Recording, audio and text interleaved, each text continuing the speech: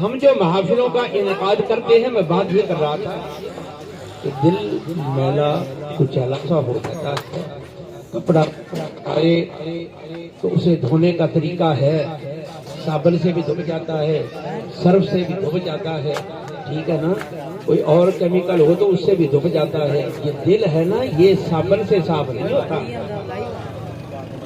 دل صابن سے صاف ہے، سرف سے صاف، دل کیسے صاف ہوتا ہے؟ دل صاف ہوتا ہے ذکر خدا کرنے سے، ذکر مصطفیٰ کرنے سے۔ اور جس کا یہ اندر والا صاف ہونا، بندہ ہے ہی نہیں۔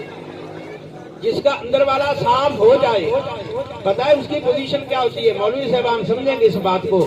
جس کا دل صاف ہو وہ منبر رسول پہ کھڑا ہوتا ہے اور نہاوند کے علاقے میں ہونے والی جنگ دیکھ لیتا ہے۔ یہ دل صاف ہوتا ہے خوف خدا سے، عشق مصطفیٰ سے۔ جس کے دل میں خوف خدا ہے، عشق مصطفیٰ ہے، ایمان لانے کے بعد تو اس کا دل چمکنے لگ جاتا ہے۔ اور اس کی اور وضاحت چاہتے ہیں تو میں آپ کو بتا دیتا ہوں۔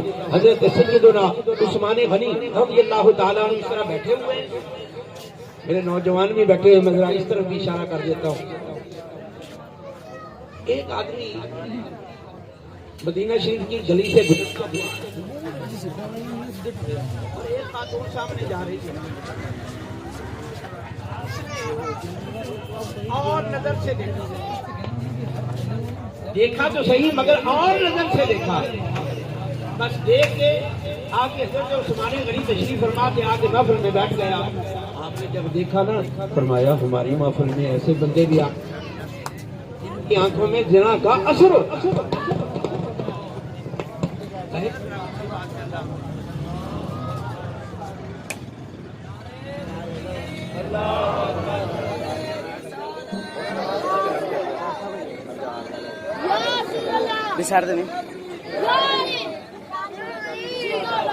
جب آپ نے یہ فرمایا نا کہ کچھ لوگ ہماری محفل میں آ کے بیٹھ جاتے ہیں جن کی آنکھوں میں زنا کا اثر ہوتا ہے، تو سارے صحابہ نے اس کی طرف دیکھا۔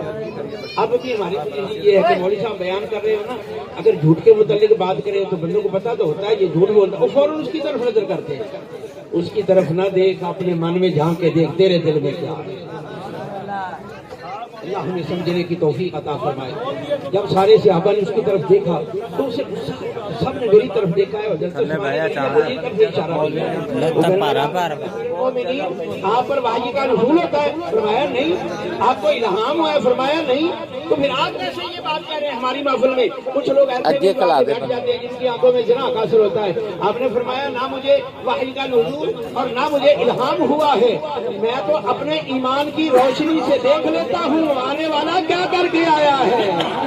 یہ ایمان ایسی روشنی ہے جسے ہم 2 روپے میں فروخت کر کے پار ہو جاتے ہیں۔ اللہ ہمیں سمجھنے کی توفیق عطا فرمائے۔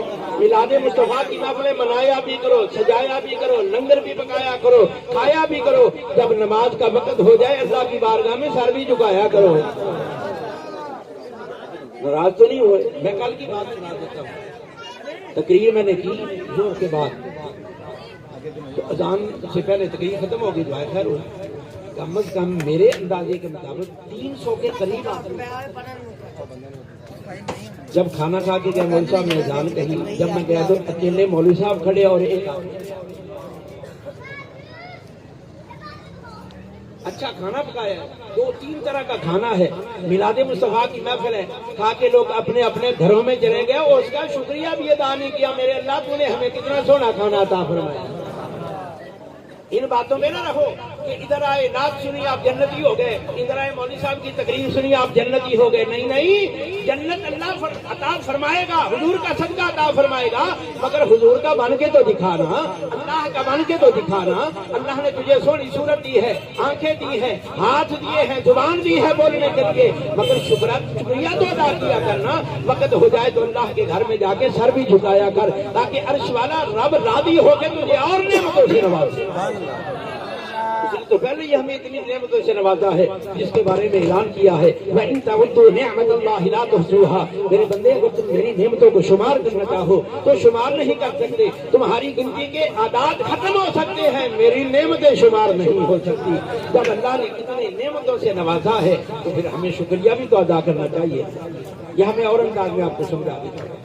6:30 جو اللہ معاف فرمائے، یہ ایکسیڈنٹ بہت زیادہ ہو سکتے ہیں، کسی کا بازو ٹوٹ جائے نا، اب وہ چلا جائے سنگاپوری کے پاس، وہ پیسے بھی دے کے آتا ہے، اگر اس کا جوڑ صحیح لگ جائے نا تو دوستوں کو بتاتا ہے اگر کسی اور کا ایکسیڈنٹ ہو، یار وہ جو سنگاپوری ہے نا، وہ جو فلاں ڈاکٹر ہے وہ بابلپور میں رہتا ہے، وہ بڑا پڑھا لکھا ہوا ہے، وہ امریکہ سے پڑھ کے آیا ہے، اس نے میرا یہاں ٹوٹا ہوا بازو تھا، بس ایسے پٹی سی لگائی ہے اور اسے جوڑ دیا ہے۔ وہ بھی کہتا سبحان اللہ۔ اور میرے بھائی ٹوٹا ہوا جس نے ہاتھ جوڑا ہے اس کی تو تعریفیں کرتا ہے جس نے یہ ہاتھ عطا فرمایا ہے، نہیں ایسے نہیں سبحان اللہ اونچی آواز میں کہا، جس نے یہ ہاتھ تجھے عطا فرمایا اسے بھی سبحان کہے، اس کی بارگاہ میں بھی سر جھکا تاکہ تجھے یہ ہاتھ عطا فرمانے والا رب راضی ہو جائے اور تیرا یہ جوڑ جو ہے یہ محفوظ رہے، تیرا ہاتھ بھی محفوظ رہے، تیرا وجود بھی محفوظ رہے۔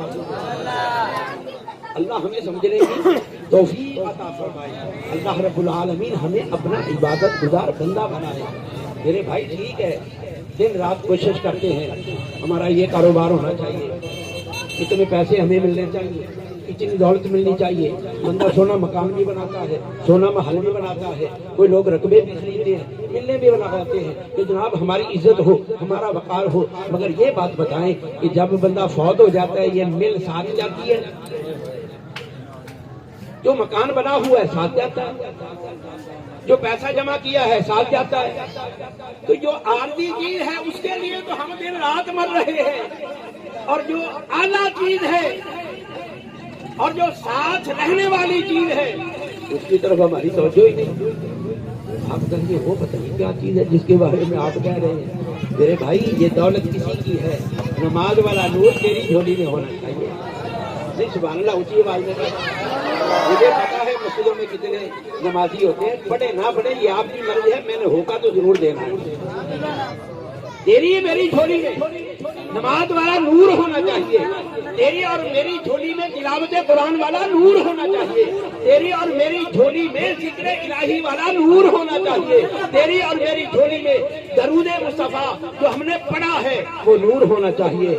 اگر تیری جھولی میں یہ سب کچھ ہے تو سمجھ لے تجھ سے تو بڑا کوئی امیر ہی نہیں ہے، تجھ سے بڑا کوئی اعلیٰ بندہ ہی نہیں ہے۔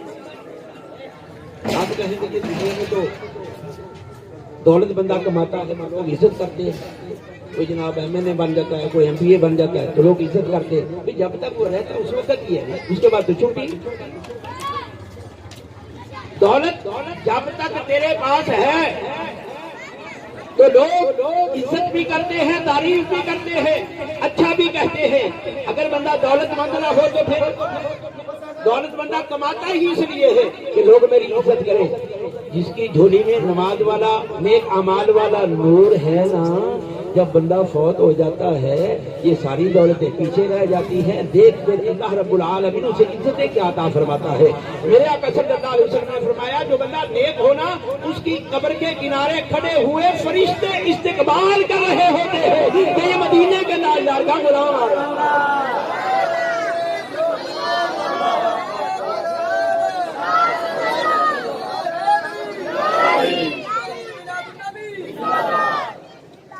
اس کے علاوہ آپ ہو سکتا ہے ذہن میں یہ سوال پیدا کر لیں کہ جی ٹھیک ہے یہ دولت تو سب کوئی دیکھتا ہے، مگر یہ آپ جو کہہ رہے ہیں نماز والا نور بندے کے ساتھ جاتا ہے، ہم نے تو یہ دولت کبھی جاتے ہوئے نہیں دیکھی۔ اب میں بڑے پیار سے، شاید میں نے پہلے بھی یہاں ایک بات کی ہو، جس کے پاس یہ دولت ہے جب وہ بندہ فوت ہو جائے غسل دے دیا جائے، کفنا دیا جائے، تو ادھر پھول پھال بھی رکھ دیتے ہیں، پھول نہ بھی رکھے، جس کے پاس نیک اعمال والی دولت ہے اس کا چہرہ بتا دیتا ہے،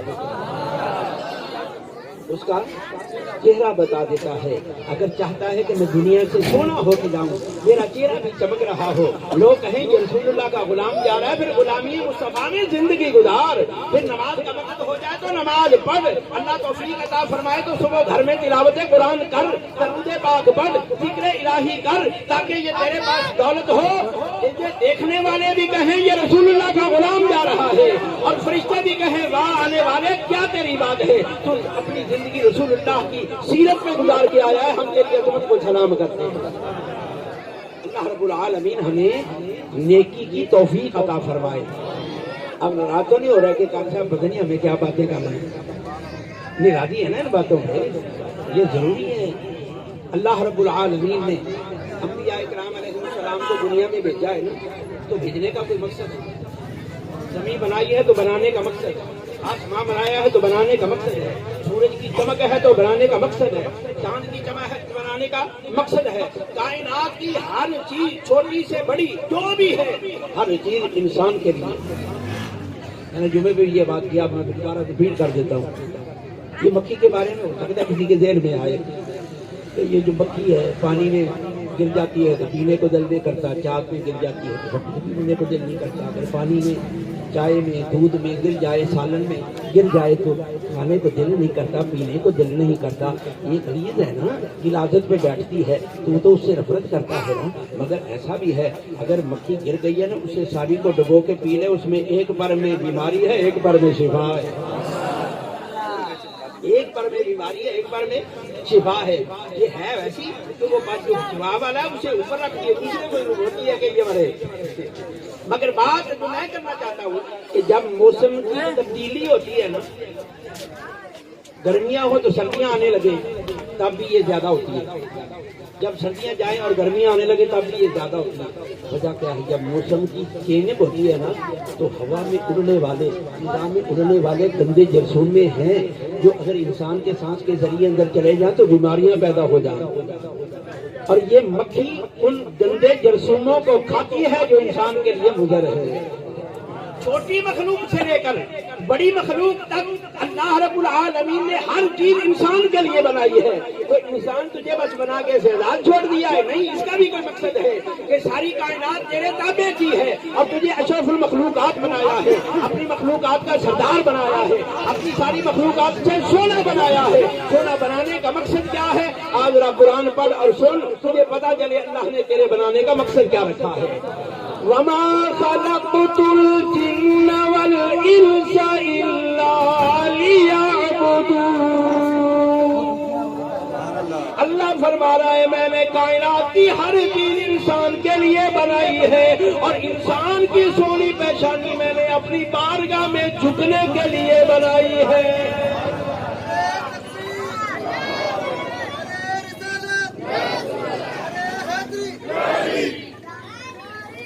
کائنات انسانی میں جو نبی آیا ہے ایک ہی مقصد ہے، وَاعْبُدُ اللَّهِ، عبادت کس کی جائے؟ عبادت کس کی جائے؟ اللہ کی۔ حضرت نوح علیہ السلام آئے، مقصود یہی ہے، وَلَقَدْ أَرْسَلْنَا نُوحًا إِلَىٰ قَوْمِهِ فَقَالَ يَا قَوْمِ اعْبُدُوا اللَّهَ۔ ہم نے حضرت نوح علیہ السلام کو دنیا میں بھیجا ہے، ان کی قوم کی طرف بھیجا ہے، تو مقصود کیا ہے؟ قال یا قوم اعبدوا اللہ، عبادت اللہ کی کرنی ہے۔ حضرت ہود علیہ السلام آئے، وَإِلَىٰ عَادٍ أَخَاهُمْ هُودًا قَالَ يَا قَوْمِ اعْبُدُوا اللَّهَ مَا لَكُم مِّنْ إِلَٰهٍ غَيْرُهُ۔ وہ بھی آئے تو یہی بتانے ہو غیروں کے سامنے جھکنے والوں، جھکنا اس کی بارگاہ ہے جس کی بارگاہ میں میں نبی جھکتا ہوں، عبادت کے لائق وہ ہے۔ حضرت صالح علیہ السلام آئے، وہی بات ہے، وَإِلَىٰ ثَمُودَ أَخَاهُمْ صَالِحًا قَالَ يَا قَوْمِ اعْبُدُوا اللَّهَ مَا لَكُم مِّنْ إِلَٰهٍ غَيْرُهُ۔ حضرت صالح علیہ السلام کے آنے کا مقصود بھی یہ ہے کہ لوگوں کو اللہ کی بارگاہ میں جھکایا جائے۔ وَإِلَىٰ مَدْيَنَ أَخَاهُمْ شُعَيْبًا قَالَ يَا قَوْمِ اعْبُدُوا اللَّهَ مَا لَكُم مِّنْ إِلَٰهٍ غَيْرُهُ۔ حضرت شعیب علیہ السلام کا دنیا میں آنا، اپنی قوم کی طرف آنا مقصود ہے۔ قال یا قوم اعبدوا اللہ، تیرا اور میرا لاجپال نبی آیا ہے، اور جس کا میلاد بھی بے مثل ہے، جس کا آنا بھی بے مثل ہے، اور جس کا رہنا بھی بے مثل ہے، جس کی ہر ادا بے مثل ہے۔ اگر آیا ہے تو رب نے فرمایا سونا اپنی امتیوں کو بتا دیں اعبدوا اللہ، عبادت میری کرنی ہے۔ تو حضور کی آمد کی خوشی منانے والے، حضور کی آمد پہ جشن منانے والے، سبحان اللہ، بڑی بات ہے۔ اور نماز پڑھنے کے لیے سر جھکائے گا تو یہ بھی میرے آقا کے آنے کا جشن منا رہا ہے۔ نہیں سبحان اللہ، اونچی آواز میں کہیں میں آپ کو اس موقع پہ نماز پڑھیں گے تو یہ بھی میرے آقا کی آمد کا جشن ہے، میرے آقا نہ آتے تو ہمیں کیا خبر، ہم نے جھکنا کیسے ہے، قیام کیسے کرنا ہے، رکوع میں کیسے جانا ہے، سجدہ کیسے کرنا ہے۔ مدینے کا تاجدار آیا ہے، یہ ادائیں میرے آقا نے ہمیں سکھا دی ہیں کہ ایسے کھڑے ہو تو قیام ہے، اپنی کمر کو جھکا لو تو یہ رکوع ہے، سونی پیشانی کو اس کی بارگاہ میں رکھ دو، سبحان ربی الاعلیٰ کی صدا دینا تمہارا کام ہے، رحمت فرمانا میرے رب کا کام ہے۔ اور جس سے بندے کی دنیا بھی سونی، انشاءاللہ موت بھی سونی اور قبر بھی سونی۔ آپ نے ادھر دیکھنا شروع کر دیا، آپ کو قبر کا کوئی فکر نہیں۔ سیدنا عثمان غنی رضی اللہ تعالیٰ عنہ، قبر کی بات ہوتی نا، قبر کا ذکر شروع ہوتا تو چھم چھم آنسو برسنے لگ جاتے۔ لوگوں نے کہا امیر المومنین، قبر کا ذکر ہوتا ہے تو آپ رونا شروع کر دیتے ہیں، اس کے بعد تو محشر قائم ہوگا، پھر پتہ چلے گا جنتی کون ہے جہنمی کون ہے، آپ قبر کا نام سنتے ہی رونے لگ جاتے ہیں۔ فرمایا او بیلیو، پتہ تے قبر ہی لگ جاتا ہے جنتی کون ہے جہنمی کون ہے۔ یہ قبر کو سونا بنا، قبر کیسے سونا بنے گی؟ بجائے کسی کی غیبت کرنے کے چند دوست بیٹھے ہیں تو مل کے 10 مرتبہ درود پاک پڑھے تو پھر کیا ہو؟